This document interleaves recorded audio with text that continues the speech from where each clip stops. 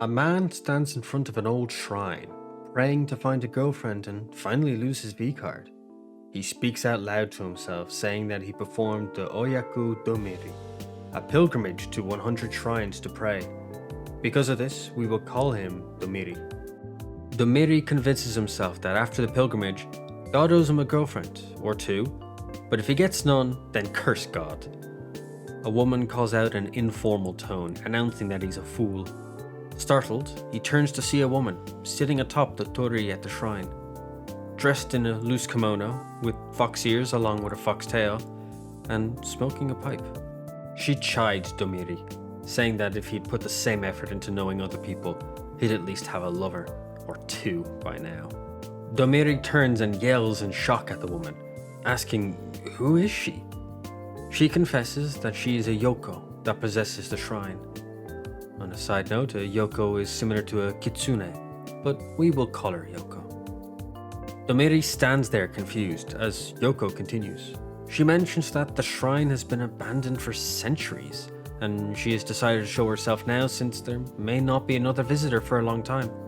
She finds it funny that this man was willing to do a pilgrimage just to lose his V card. Domiri, feeling the colour fade from his face, asked if Yoko saw everything.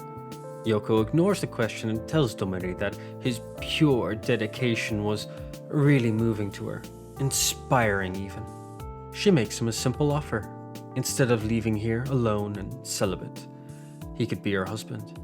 Stunned by the offer and physical touch, Domiri stands there frozen as Yoko continues, asking if he's scared of a woman's body and a woman's touch. She adds that her chest is soft, so soft. Domiri finally speaks and refuses Yoko's offer, explaining his reasoning.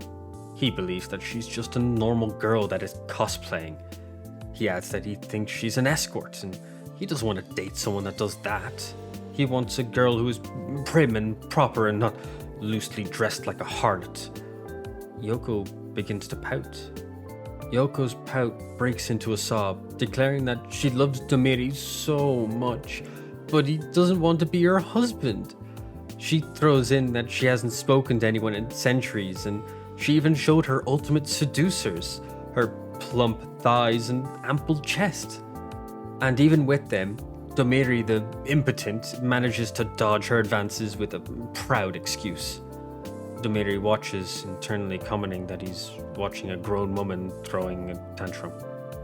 Yoko continues, saying that Domiri is so cheeky to reject her, despite never having been with a woman in his life. Domiri tells her to stop as she's being so harsh to him. Taking his chances, he apologizes and turns to leave, but Yoko tells him no. Yoko confesses to Domiri that she doesn't want to be lonely anymore. Domiri, unsure as what to do, locks eyes with the teary Yoko, who stares back at him miserably. Domiri does find her beautiful, blushing and hearing his heartbeat faster. Shaking it off, Domiri tells her that it's no use giving him a seductive look because he knows what kind of woman he wants, and it's not her. As he is mid-sentence, he is interrupted. Yoko blows a puff of her pipe smoke into Domiri's face, causing him to pass out almost instantly. She says that he's oblivious, and there's no greater shame as a yokai than to be rejected by a man. And what she does next will change his mind. He would wake, a while later, to Yoko performing her seduction magic on him, causing him to start falling for her. Domiri embraces her in an enamored state. He hugs Yoko and gives her lots of love.